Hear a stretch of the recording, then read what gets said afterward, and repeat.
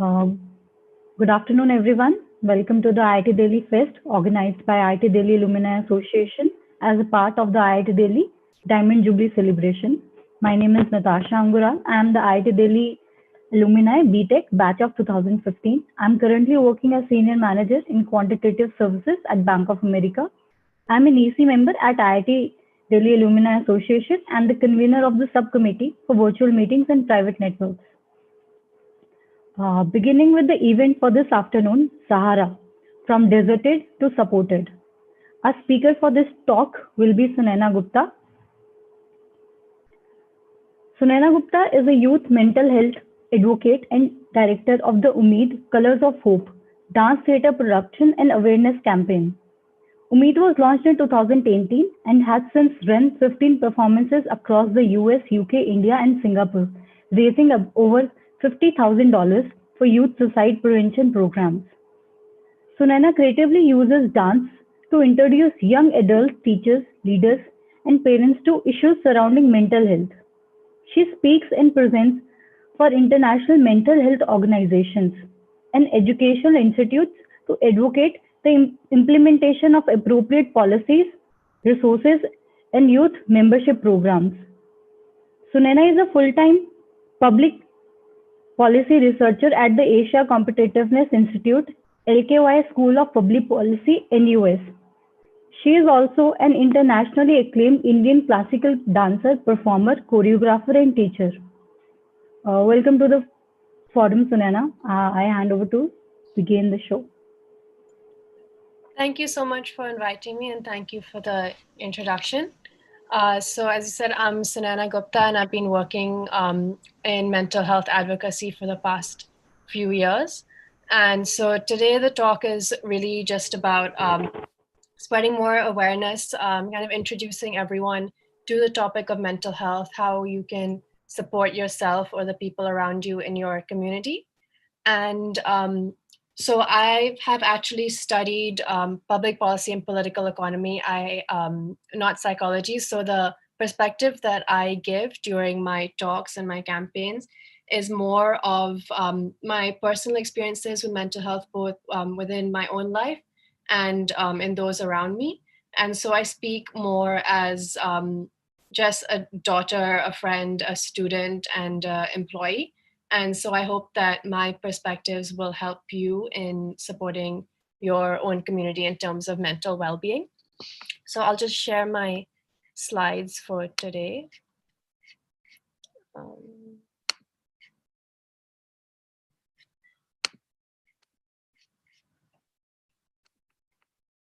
Okay.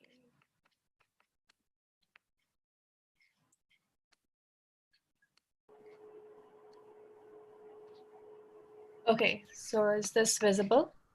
Yes. Okay, sure. So the talk for today, I've titled it Sahara from Deserted to Supported. And it's a little play on words because Sahara, so when you first think about it, you might think of Sahara Desert. And Sahara also in Hindi will mean support. And so this is really about the journey of someone who's experiencing mental illness. When they start off, you can feel very deserted and lonely, but my goal with my talks and seminars is to kind of show everyone how you can make that transition from feeling deserted to feeling supported. And if you know someone who's experiencing mental illness or mental health issues, then how you can help them make that transition. So as Natasha mentioned, I've been doing, so normally I would have loved to come to IIT Delhi and to perform.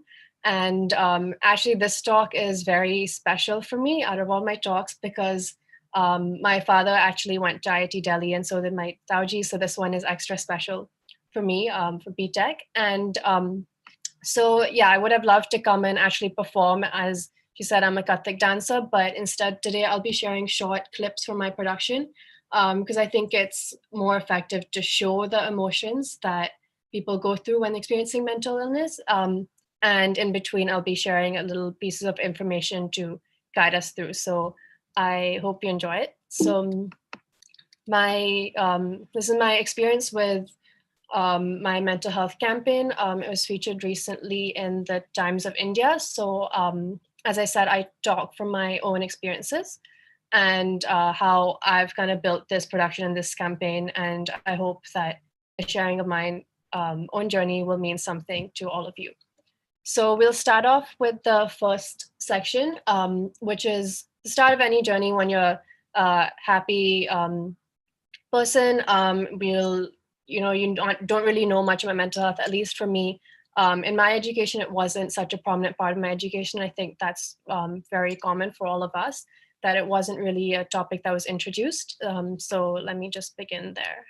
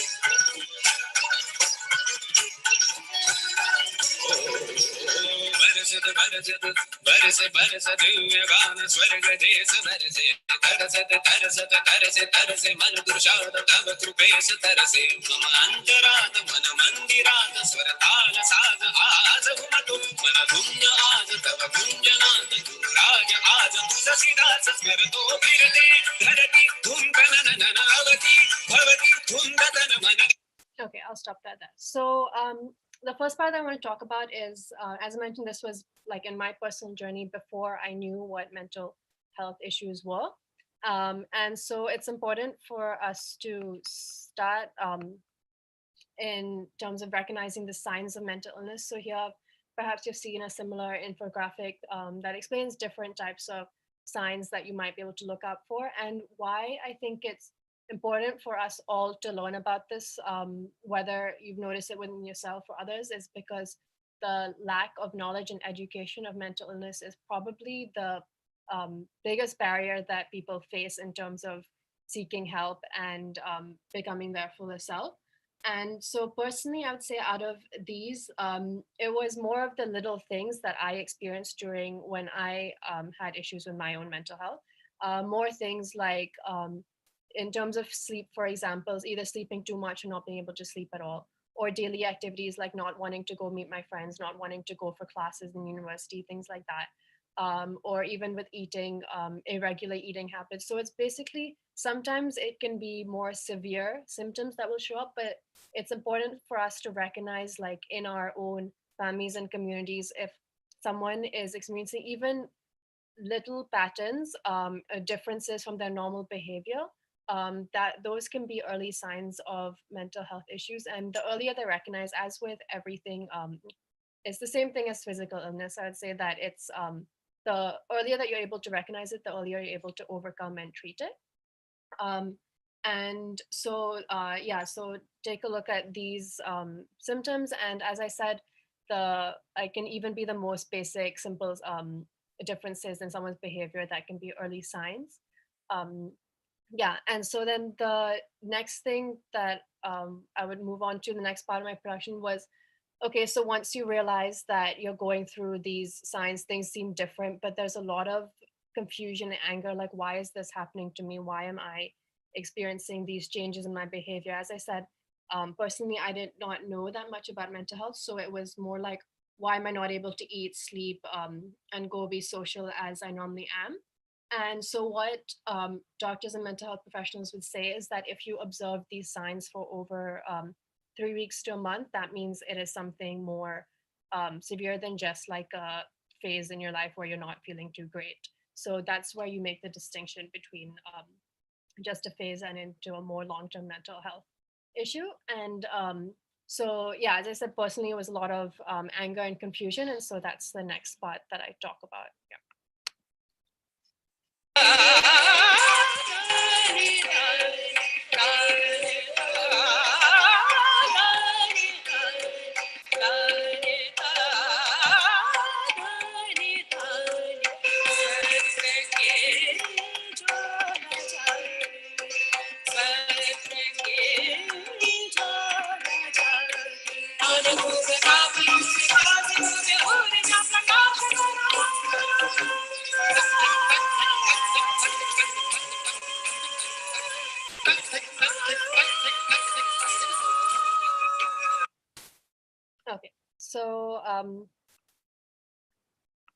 that was what I was saying was the anger part that happens. And so next I want to move into more of the education part. So one thing that's a big issue is there's a lot of myths, and we have to kind of debunk them with the actual facts, because that's one big barrier in our societies that stops us from seeking the support that we need and making that transition from feeling very deserted to feeling supportive.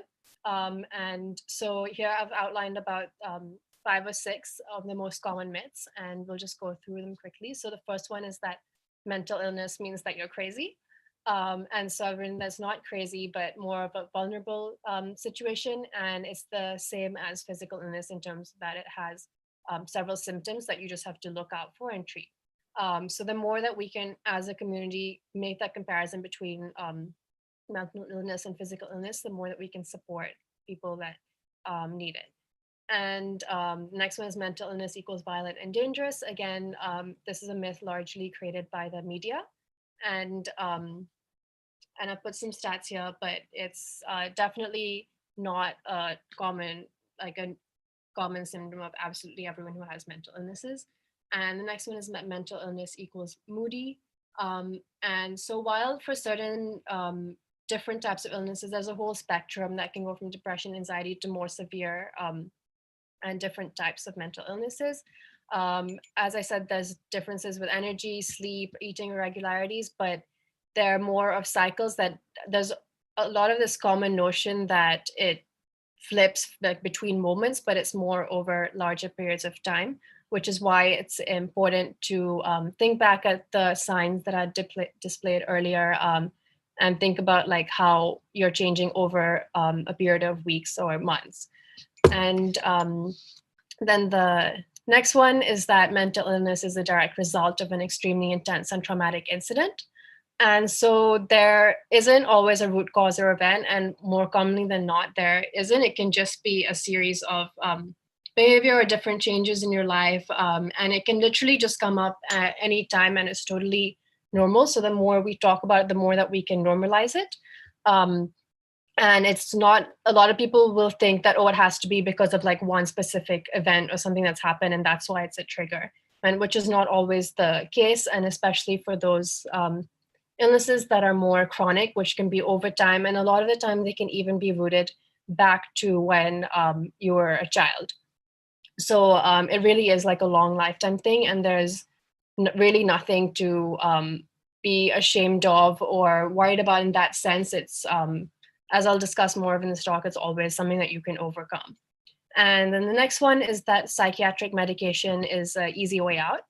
And so this is something that came up a lot when I did talks live. There's always like a generational gap, and people are sometimes reluctant to seek medication. But as I said, again, the more that we can normalize it and compare it to physical illnesses, sometimes you can require medication. But that being said, medication isn't the only solution. It's often not the first step that you would go to. There's other things that you can do for yourself within your community. And then there's different treatments like therapy as well. But it definitely isn't an easy way out. It's a big decision for the person who's taking it. And it's more complicated in terms of that there's many different illnesses. Some are more appropriate to be treated with medication versus others. And then the last one that I put is that seeking help will deteriorate your symptoms further. So this is something that I've heard as well, is that if you are going to seek help, that means you're acknowledging it. And so you're getting more deeper into it, and you're going to only experience it worse. And so this is definitely not true, because like, for example, if I want to give the example of therapy as a treatment, when you go to see a therapist, when things are tough, then you're going to be talking about it, but that's how you're actually overcoming it. And they'll be able to help you and assist you in going and seeking out, like, what are your triggers, what is the root of the issue, what is affecting you the most, and how to overcome it. When sometimes people might think that, it's better if you just avoid it or leave it for later, but that would actually deteriorate your symptoms without you knowing it more. So these are just some of the common myths versus fact. There's a lot more, and that's a big reason why I do these talks, is to kind of mitigate the stigma and wrong information out there about mental illness. And yeah, and like another big reason why I do these talks is because I'm definitely like I go around and like before I perform on international platforms, I speak on international platforms, I've done my full education and I work in a job I like. So, but I can also stand here and say that I have experienced mental health issues in the past. So none of these things would apply to me. I'm not crazy. I'm not none of that. So it's important for me to share these things so that it's as an example of, yeah, you can go through a tough mental health journey, but you can still be very successful in everything that you do. So the next part is the first part of our title, I guess, which is Deserted. And so this is one of the most impactful parts of the production that I share, because it really kind of helps you to get inside the head of someone experiencing some of the symptoms that I've spoken of before. So here it is. I'm frightened to go out, to touch, or to see anything. I want to close every door and push everyone away. I am not hungry, and I am so exhausted, yet I can't sleep. They say that the darkest hour is before the dawn of hope. But where is the hope? I see only darkness within me, darkness surrounding me, seamless darkness. Each day, as the evening starts to set, the ache builds in her chest. She knows that she must go to bed and try to get some rest. She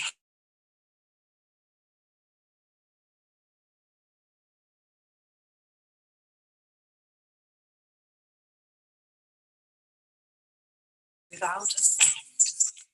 Others see her in the day and think she's doing well. But every day, as the evening sets, she enters her own hell. Okay, so that's that.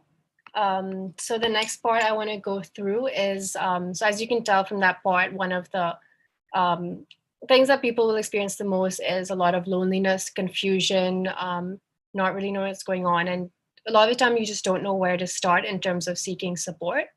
And and a big part of that is the community notions, and as I call them, barriers to seeking different types of treatment. And this treatment can be community treatment, self-treatment, therapy, medication. There's a whole different variety. But there's some barriers that will stop people from doing that. And so the more that we can recognize that, the more we can break them down and help people seek the support that they have. So I'll start at the bottom here. So we have mental state, illness, and medication effects. So a lot of the time, the illness itself or the issues that you're going through itself, the symptoms, that can stop you from wanting to go book that appointment or go share the information with a friend or family member, because you are going through confusion yourself. You might be, like I said, one big thing for me is that I used to be like very social, outgoing. I was in a lot of different types of activities and things, but you might kind of be more reserved, withdraw from these things. So you might not be wanting to go out and meet people as much. And so, which is why it's really important for us to recognize these symptoms in our community so that you can kind of nudge the person a little bit more. And so one big thing was that for me, my parents really recognized these changes in my behavior. And so they were able to kind of encourage me to go seek help, go talk to a mental health professional and support me in that way. And that was probably the most instrumental part of my journey in terms of recognizing what I was going through. So you sometimes need an external person, but that being said, if you do recognize a family friend, family member, a friend or colleague or whoever it is, the worst thing you can do is really push them really hard in that situation and can overwhelm them with a lot of information. The best thing to do is say that I've noticed that you're going through something different.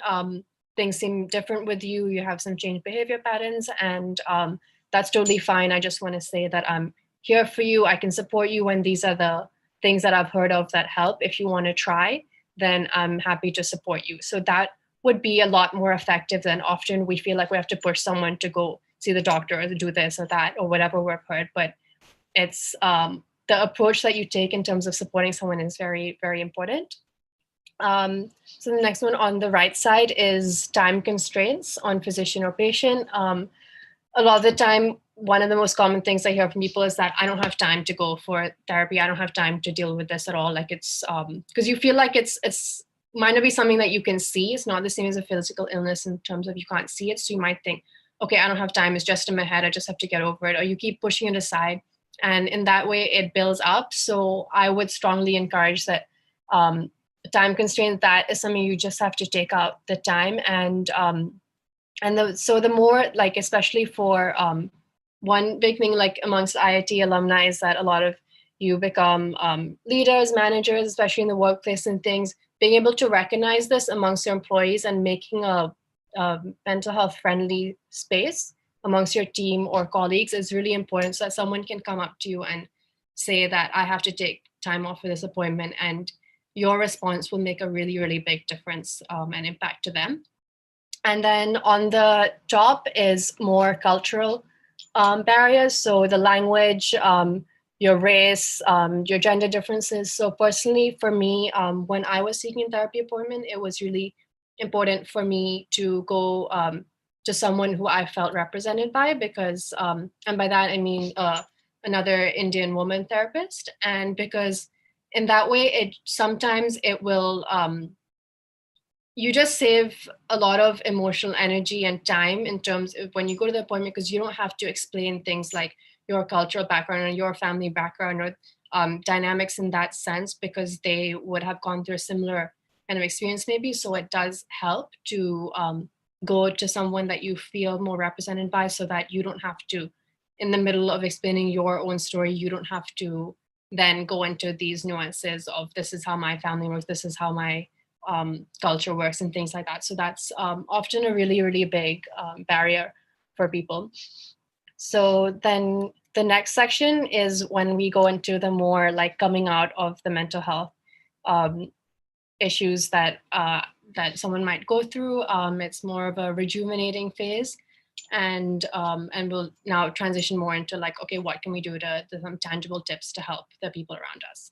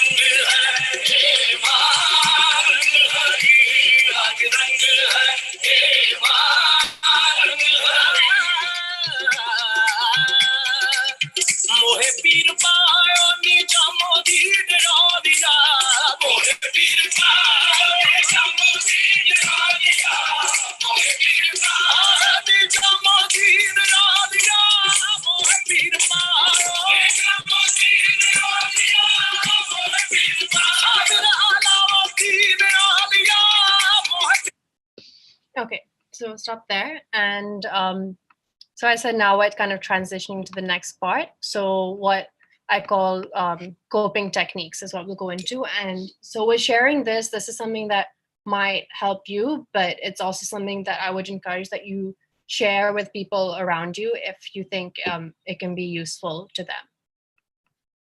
So the first one is for coping techniques, there's immediate techniques, and then there's more long-term techniques. So one thing that's really, really common that mental health professionals will talk about is this technique called the 5, 4, 3, 2, 1 coping technique, also known as the grounding technique. And so this is really, really useful for in the moment when you're experiencing something really stressful, you're in a really panicky state, and it's something that you can do anywhere. If you're at work or wherever you are in any type of gathering, you can just take 1 minute to do this in your head. So in this, you do 5 things that you have to basically just take deep breaths and actively notice 5 things that you can see around you, 4 things that you can touch, 3 things that you can hear, 2 things that you can smell and 1 thing that you can taste. And so with this, the reason why this is effective is that it's bringing you to all your senses in the moment, and it calms you down within that minute. And it's something that I would encourage that you try and definitely share with people around you, because it's really, really effective, and you can do it as many times as you want. And it's really something that you can do in any situation. It's pretty fast and effective, and engages all your senses. So that's for immediate. But what I try to talk about a lot is that a lot of the time for these mental health issues, we are acting in a reactive manner rather than preventive. And the more that we can make that shift, the more effective our responses can be. Because you don't want to be waiting until something happens to you, until you're noticing the signs that I spoke about earlier, or that you're feeling really down, things feel really weird to you. You don't want to be waiting until that point and then react. If we can act ahead of time and think of more preventive measures, it can be a lot more sustainable, a lot more useful for all of us. And so that's what I'm going to share 3 of those things that I've said write them down, but you can just think about it also. So one thing is what we call the comfort list, is that same thing with these sensory categories: sight, hearing, smell, taste, touch. Think of things that really help you feel good, and engage in these senses under each category. And I put some examples here, and think about how many of these do you regularly get to practice, and which ones do you wish that you would be able to practice more.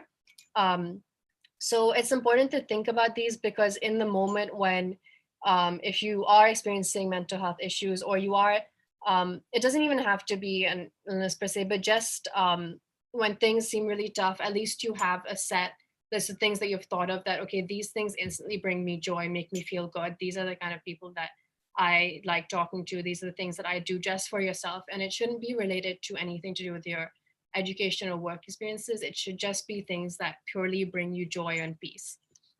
And then next is what we call the inventory. And this is the people that offer you support. And so this is really important to think of, because it's just people that you think that you can really trust. And I've written down a few different types of groups that you can think of.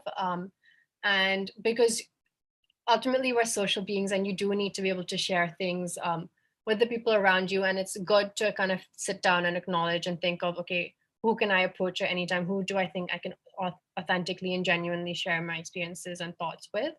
And the last one is the energy list, which is 2 lists. And again, all of these can be, it's useful to write them down, but you can also just think of it in your head when you go for a walk or anything. Lists of people that you devote your energy to, and that you gain your energy from. And this is really, really effective in working environments, to think about, okay, what kind of tasks or people or things that I work on do I devote most of my energy to? And then what do you gain your energy from? And ideally, we want them to be mutual. Like, for example, for university students, a lot of the time they would write down like, okay, this class drains a lot of my energy. But if it's not in the other list as well, in terms of what you get out of it, then it's something that you should think about, like, okay, why am I taking this class? What is it serving me? If it's not something that is passionate for you, or something that you really enjoy or feel is productive or fruitful to the environment around you. So these are just 3 things that I think of. And as I said earlier, that the thing about IIT is a lot of you become really impactful and influential leaders and managers. And so it's important to think about these things in the context of the work environment that you create for your team and for your colleagues, for your office, and think about how you can incorporate these kind of thoughts into that work environment, because it just makes it a lot more healthy and productive for everyone. And so now that brings us to the last part of our thing. Yeah.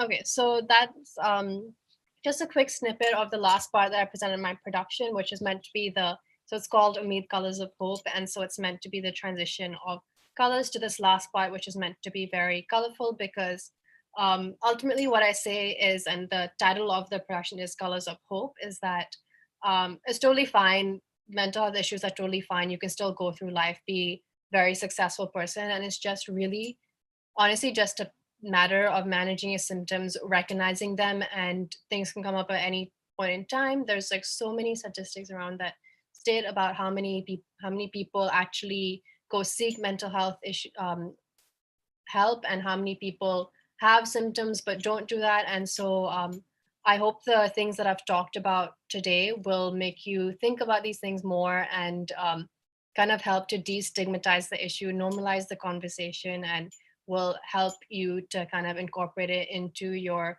family, community, and work and social lives. And so the last slide that I have here is to learn more. I've just put some of my favorite podcasts, books, social media accounts, and my own links to the first is my WordPress website, where I write a lot about these, about different types of topics in mental health, and my YouTube channel, that if you enjoyed the videos, there's a lot more there, fuller videos that you can watch. And so this is just next steps in case you are interested in learning more about it. And yeah, I can conclude there and hand it over to Natasha if there's any questions or comments to share. Thank you so much, Sunena, for your time. I think the presentation was really helpful, and the video is live streaming on YouTube, and I think it will be helpful. And currently there are no questions, but yeah, I think you have provided the links. If there are any questions, people can reach out.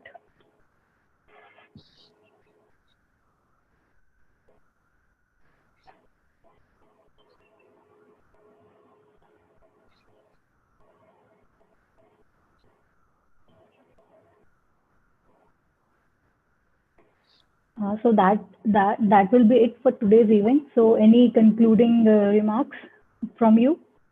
Yeah, well, first of all, just thank you all again, everyone who's watching, and to you, the whole Alumni Association, and to Mr. Shukla for inviting me for this talk. As I said, I would have loved to come and in person be able to perform and share this, but hopefully for another time. And I hope sharing this means something to all of you as it did to me. So thank you very much.